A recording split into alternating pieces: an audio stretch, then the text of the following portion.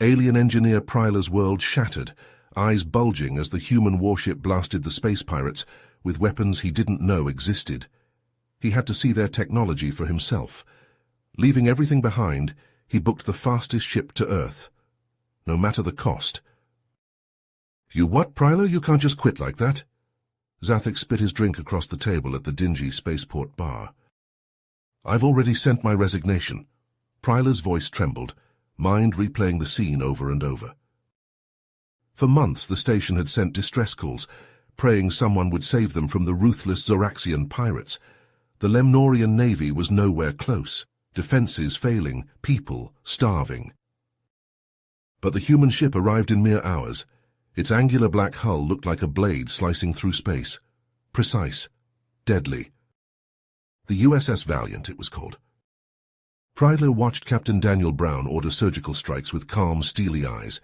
The pirates' ships were disabled, every last scumbag, captured alive. Then the humans gave food, medicine, repairs, asking nothing in return. It defied everything Pryler knew. Wasn't their compassion a weakness? How could they be so powerful, so far from home? He had to understand, learn their secrets, build that technology, even if it meant abandoning all he knew, his stable job, his family. He would never be the same. The only way forward was Earth. Pryler's eyes lit up. "I've been preparing for this, studying human culture, their language, in my free time. Did you know they have over 7,000 languages? Incredible." He took a swig of his drink. "I've saved up enough credits to book passage on a human cargo ship, the SS Horizon. It's making a supply run to Earth in a few days." "You're going to travel alone to an unfamiliar planet? Do you realize how dangerous that is?" Zathik shook his head. Pryler waved off his concerns. "I've already contacted the human embassy here on Lemnoria. They're arranging a temporary visa for me." He leaned in, lowering his voice. "My ultimate goal is to apprentice under a human engineer. Learn their secrets. Can you imagine what their technology could do for our people? It could revolutionize our entire society, improve our quality of life, our defenses." Zathik sat back, still skeptical. "Have you considered the consequences? What if the government finds out about your little plan?" Pryler paused, his excitement faltering for a moment. "I'll admit I haven't thought that far ahead, but I'm willing to take the risk. The benefits of learning from the humans, it's worth any potential danger." Seeing the determination in his friend's eyes, Zathik's expression softened. He sighed. All right. I can see there's no talking you out of this. I'll support you. Keep your plans secret, and stay in contact while you're on Earth. Deal?" As Pryler made his final preparations to board the SS Horizon, his communicator pinged with an incoming message. His eyes widened as he read the sender's name, Captain Daniel Brown of the USS Valiant. The message was an invitation to tour the Valiant before Pryler's departure for Earth. Captain Brown had learned of Pryler's interest in human engineering and wanted to offer him a unique opportunity to see the ship up close. Pryler's heart raced with excitement as he quickly replied, accepting the invitation. He boarded a shuttle that would take him to the Valiant, his mind buzzing with anticipation. As he stepped onto the human warship, he was greeted by Captain Brown himself and a tall, muscular man introduced as Marcus Reeves, the chief engineer. "Pryler, I've heard about your fascination with our technology," Reeves said, shaking Pryler's hand firmly. "I'd be happy to give you a personal tour of our engineering deck, if you're interested." "I would be honored," Pryler replied, unable to contain his enthusiasm. As they walked through the gleaming corridors of the Valiant, Reeves began to explain the intricacies of the ship's propulsion system. "We use a fusion-powered engine that allows us to travel at incredible speeds," he said, gesturing to a large, pulsating device at the heart of the engineering deck. "It's a marvel of human ingenuity." Pryler listened intently, absorbing every detail. He couldn't help but ask about the ship's weapons systems, curious to learn more about the technology that had so effectively neutralized the Zoraxian pirates. Reeves, however, politely declined to go into detail, citing security concerns. Instead, he led Pryler to the ship's advanced medical facilities, showcasing a state-of-the-art nanomedicine lab. "We take the health and well-being of our crew very seriously," Reeves explained. "This technology allows us to treat a wide range of injuries and illnesses quickly and effectively." Pryler was amazed by the level of care and attention given to the crew. It was a stark contrast to the often neglected medical facilities on Lemnorian ships. As the tour came to an end, Captain Brown invited Pryler to join him for dinner in the officers' mess. Over a meal of human delicacies, Brown shared stories of his own experiences as a young officer, learning from his mentors and rising through the ranks. Pryler hung on every word, inspired by the captain's journey and his dedication to his crew and his mission.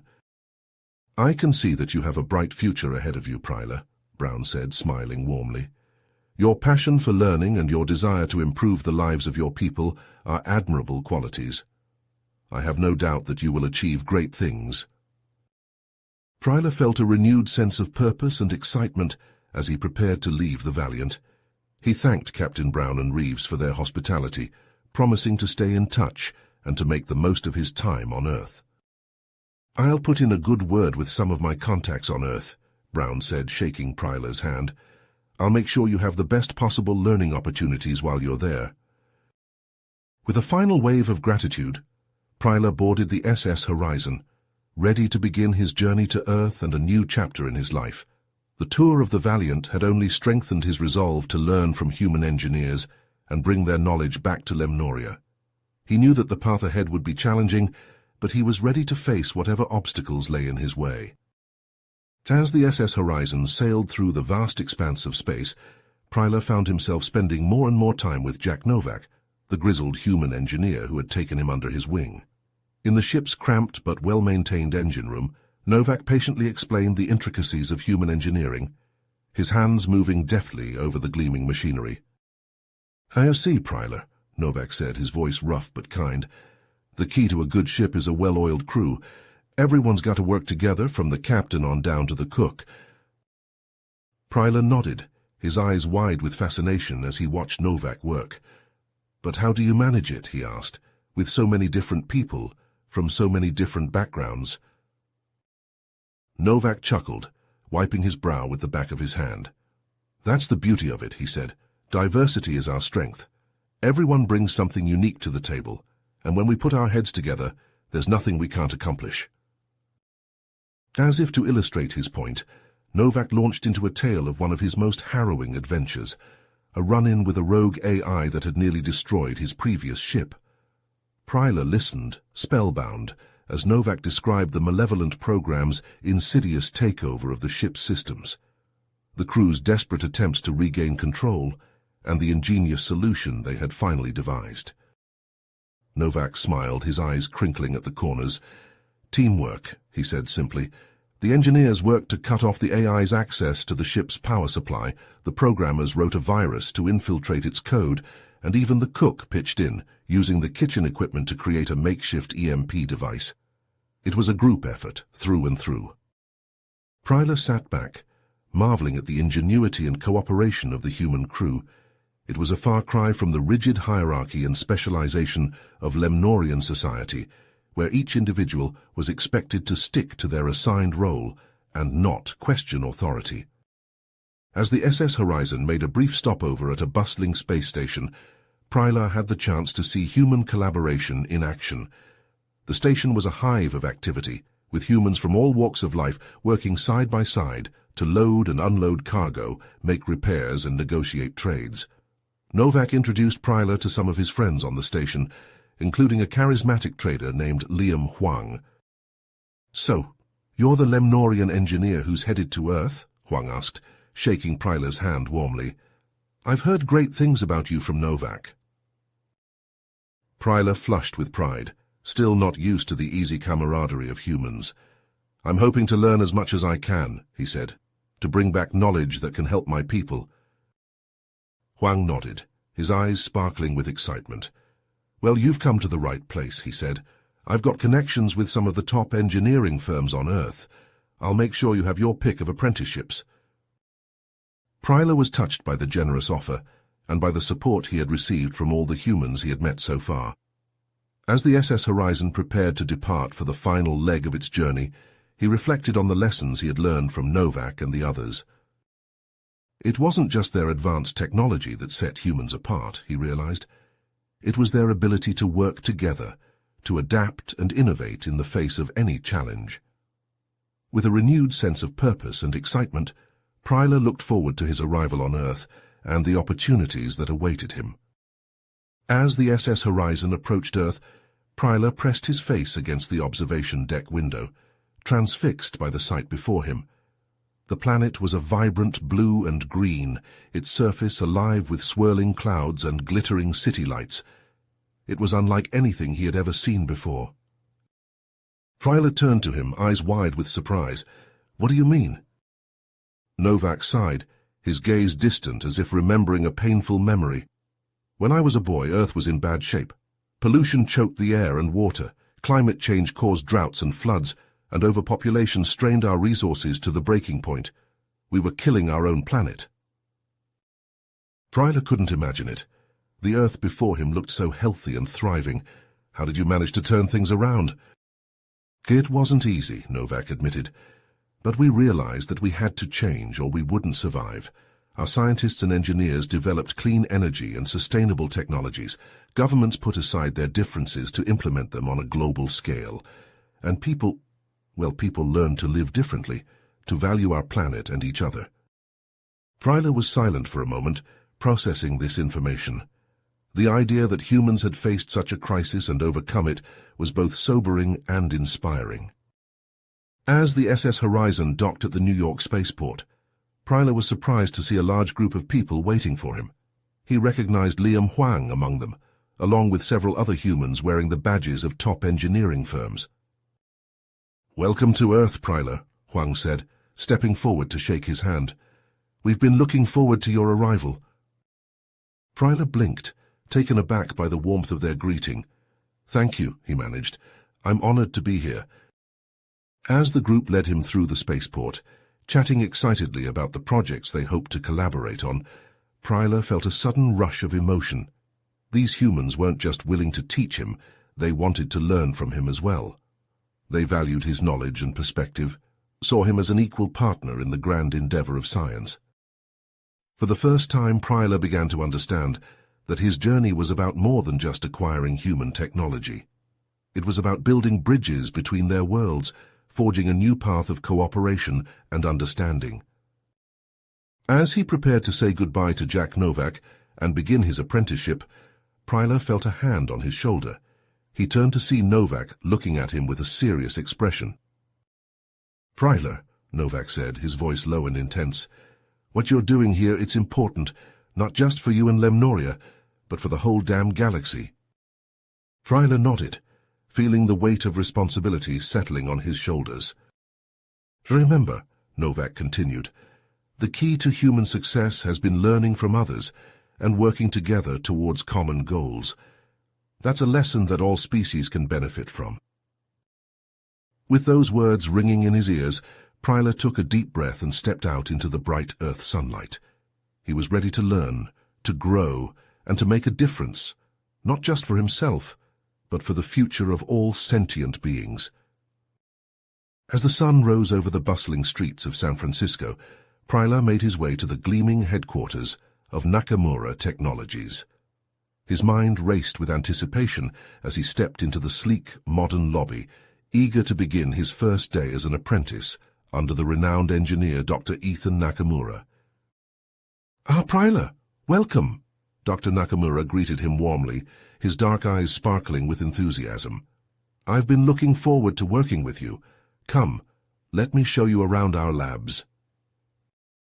As they walked through the state-of-the-art facility, Pryler marveled at the cutting-edge technology surrounding him. Holographic displays flickered with complex schematics, while robotic arms whirred and clicked, assembling intricate components with precision. "Here at Nakamura Technologies, we're pushing the boundaries of what's possible," Dr. Nakamura explained, gesturing to a sleek silver device on a nearby workbench. "This is our latest prototype for a quantum computing processor. It has the potential to revolutionize the way we process and store data." Pryler leaned in closer, his eyes widening as he studied the intricate circuitry. Incredible, he breathed. I've never seen anything like it. Dr. Nakamura smiled. And that's just the beginning. Over the next few months, you'll have the opportunity to work with some of the most advanced AI systems and nanorobotics in the galaxy. I have no doubt that you'll make valuable contributions to our team. As the day wore on, Pryler found himself completely absorbed in his work, poring over schematics and running simulations with a fervor he had never known before. It was only when his stomach began to growl that he realized how much time had passed. Making his way to the company cafeteria, Pryler spotted a familiar face among the crowd of human and alien apprentices. It was Quintel, a Zoraxian he had met during orientation. "Mind if I join you?" Pryler asked, setting his tray down at Quintel's table. "Of course not," Quintel replied, his mandibles clicking in a friendly gesture.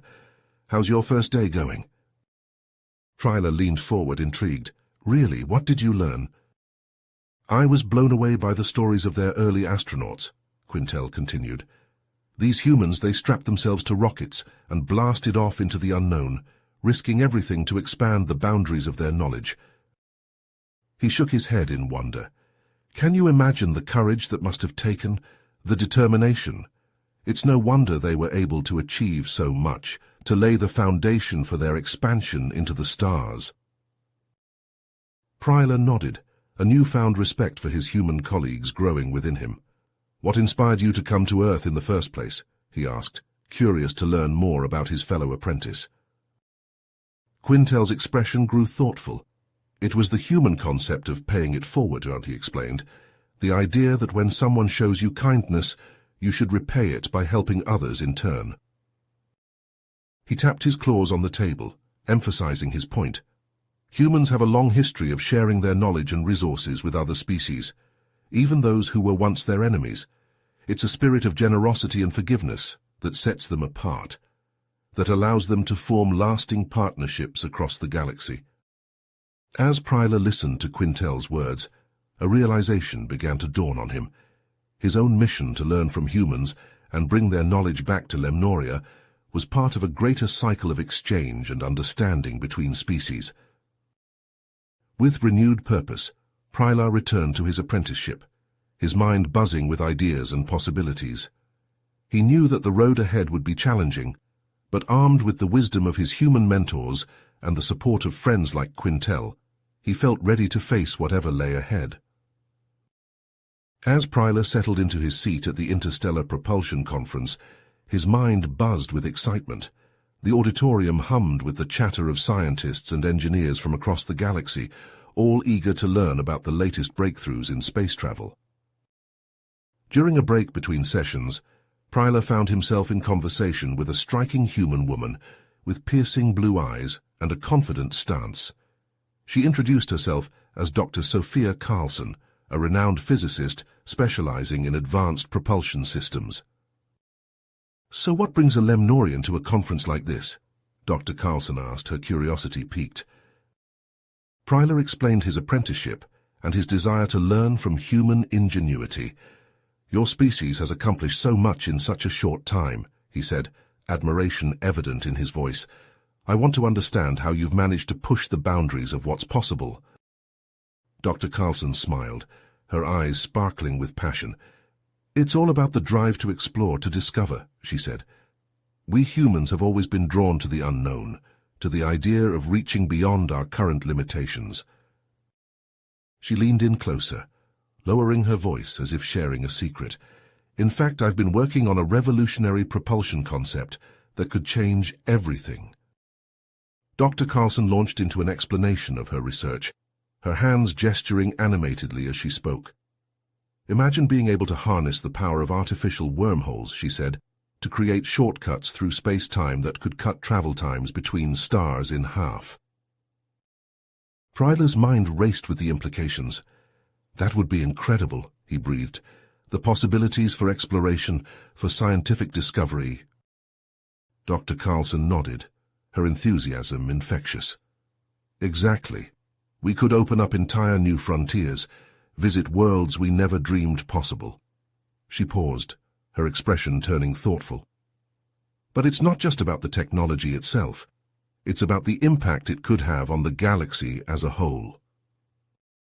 Pryler tilted his head, intrigued. What do you mean? By pushing the boundaries of what's possible, Dr. Carlson explained, we humans can inspire other species to do the same.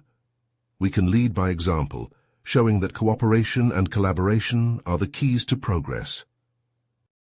She smiled, a faraway look in her eyes. When I was a little girl, I remember watching a live broadcast of a human mission to a distant planet, seeing the awe and wonder on the faces of those astronauts as they took their first steps on an alien world. It changed everything for me. Pryler listened, captivated by her story. In that moment, Dr. Carlson continued, I realized that I wanted to be a part of something greater than myself, to contribute to the human quest for knowledge and exploration, not just for our own sake, but for the sake of the entire galaxy. As Pryler mulled over her words, a realization began to dawn on him. His own journey, his mission to learn from humans and bring their knowledge back to his people, was part of something much larger. By sharing his own unique perspective and experiences, he could help to bridge the gap between species, to foster a greater understanding of the universe they all shared. Dr. Carlson, Pryler said, his voice filled with newfound purpose, thank you for sharing your vision with me. I see now that my own role, my own journey, is more important than I ever realized. She smiled, placing a hand on his shoulder. We all have a part to play, Pryler. By working together, by learning from each other, we can achieve things we never thought possible. With a renewed sense of determination, Pryler thanked Dr. Carlson once more and excused himself, eager to return to his apprenticeship and apply the insights he had gained. As he walked away, his mind swirled with ideas and possibilities, a newfound sense of excitement coursing through his veins. As Pryler's apprenticeship came to an end, he received an exciting invitation from Dr. Nakamura. Pryler, your work here has been exemplary, Dr. Nakamura said, his eyes shining with pride. I'd like you to join a team of our top engineers working on a groundbreaking project, the Galactic Unity Station. Pryler's eyes widened. The Galactic Unity Station. I've heard rumors about it, but I didn't know it was real. Dr. Nakamura nodded. It's very real, and it's a collaborative effort between humans and several other species, including the Lemnorians. The station will serve as a hub for interstellar diplomacy and trade, fostering cooperation and understanding among different cultures. Pryler felt a surge of excitement. This was exactly the kind of project he had hoped to be a part of when he first came to Earth. I would be honored to join the team, Dr. Nakamura. The next day, Pryler arrived at the sprawling research facility where the Galactic Unity Station was being developed. As he entered the bustling workspace, he was struck by the diversity of the team members. Humans worked alongside Xandarians, Lemnorians, and other species he had never encountered before. Michael Thompson, the charismatic project manager, greeted Pryler warmly. Welcome to the team, Pryler. We're thrilled to have you on board. As Pryler settled into his new role, he couldn't help but marvel at the level of cooperation and mutual respect among the team members. Ideas flowed freely, and everyone's input was valued, regardless of their species or position. During a team meeting, Pryler found himself sitting next to Zora, a Xandarian engineer with a sharp mind and a quick wit. As they discussed the progress of the project, Zora turned to Pryler with a smile. You know, I've been really impressed by the way the humans approach problem-solving, she said. Just last week we ran into a technical issue that threatened to derail our timeline. Pryler leaned forward, intrigued. What happened? Zora explained that instead of assigning blame or resorting to a top-down decision-making process, the human team members had organized a brainstorming session. They invited input from everyone, from the most senior engineers to the newest interns. The result was a novel solution that not only solved the immediate problem, but also improved the overall efficiency of the station's design, Zora said, her eyes sparkling with admiration.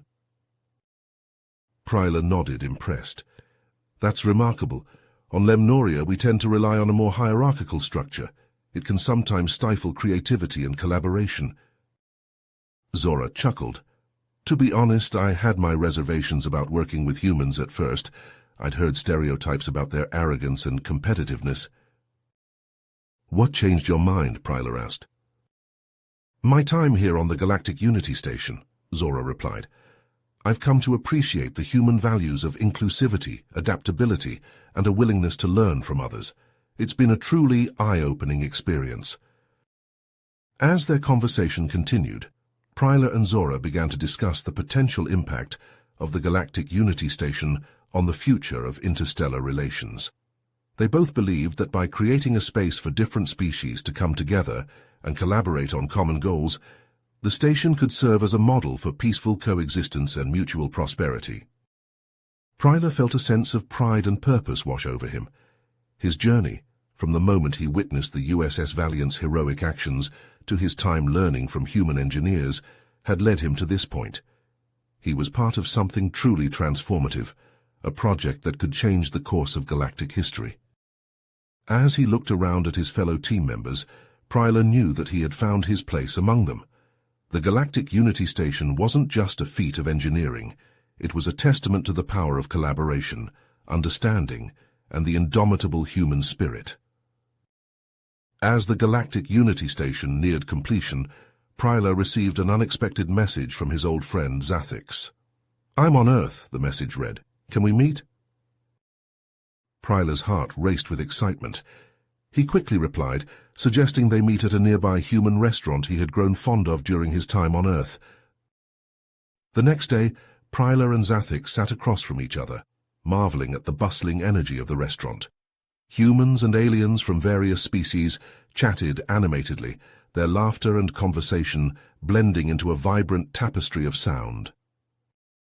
I can't believe how much progress you've made, Zathix said, his eyes wide with wonder. When you first left Lemnoria, I thought you were crazy. But now, seeing all this... He gestured to the diverse crowd around them. Pryler grinned, pride swelling in his chest. It's been an incredible journey, he said. The humans have taught me so much about innovation and collaboration. Their spirit is truly remarkable. Zathix nodded, taking a sip of his drink.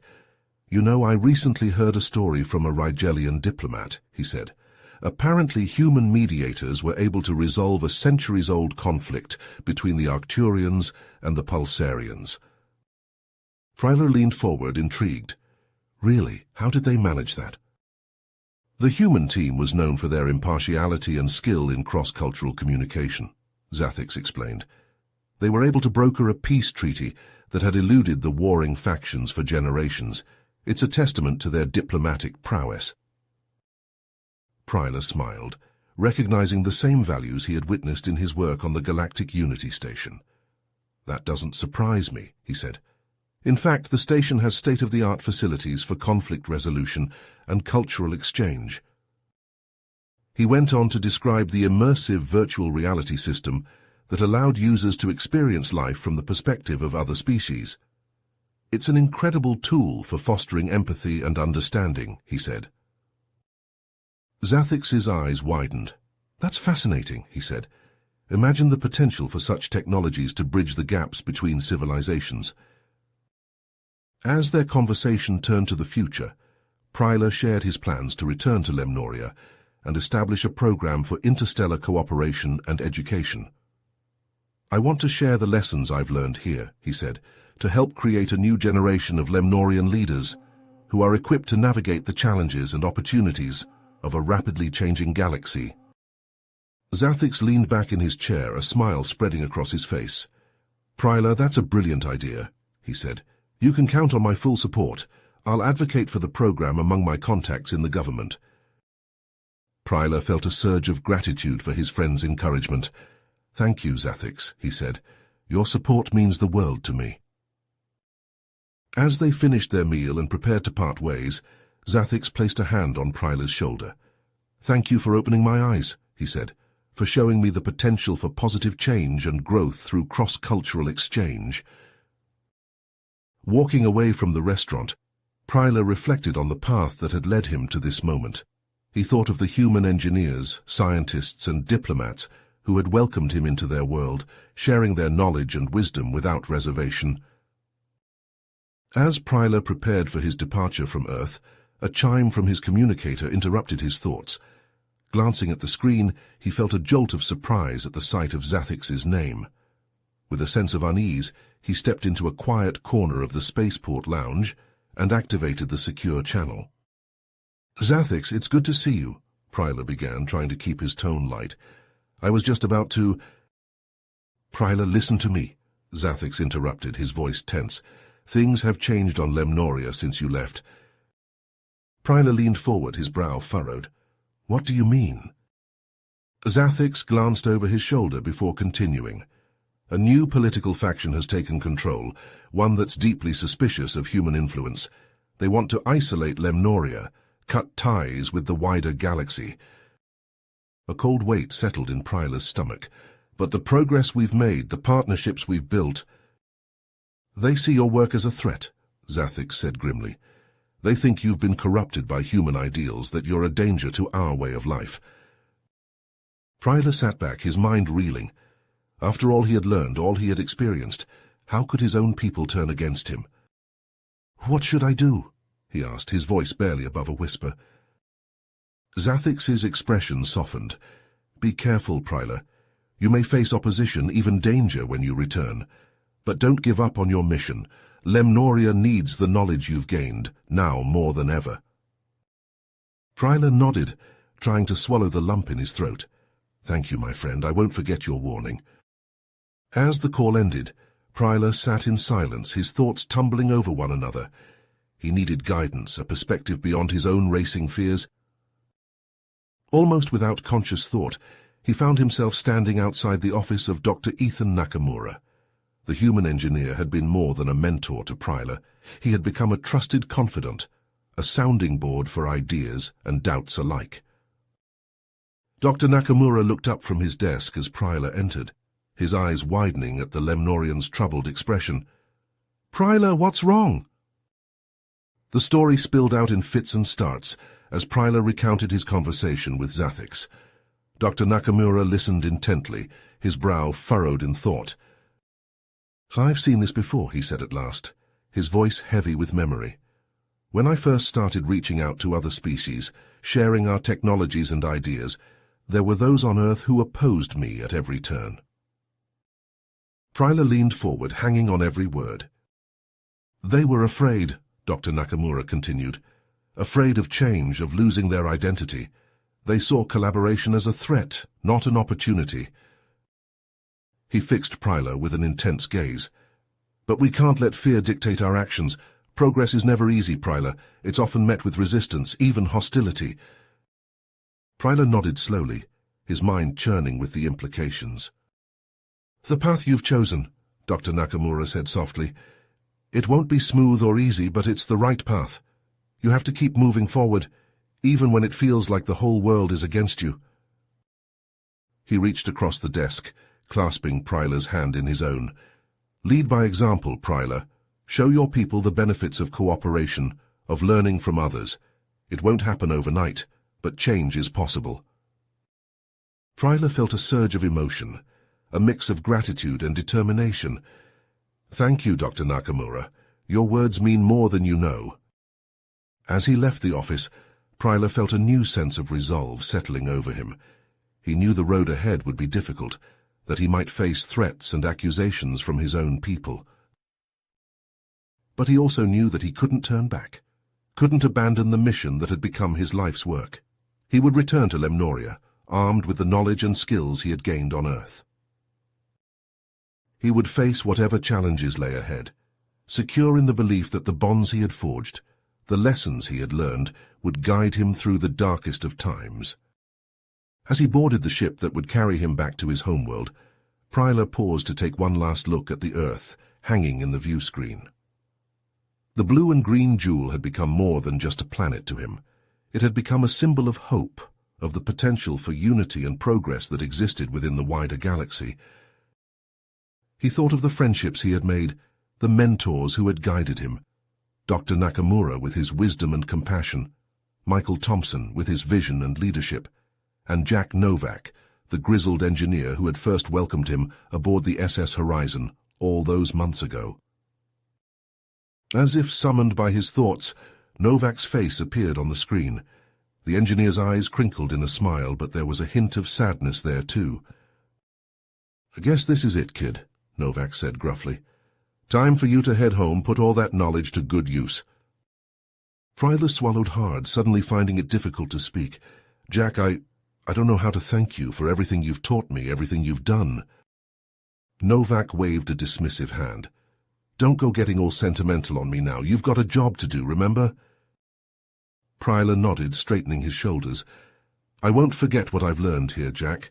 I'll carry on the work you've started, no matter what." Novak's expression turned serious. "It won't be easy, Pryler. Bridging the gap between species, between cultures, it takes time, and it takes guts. You'll face pushback, resistance.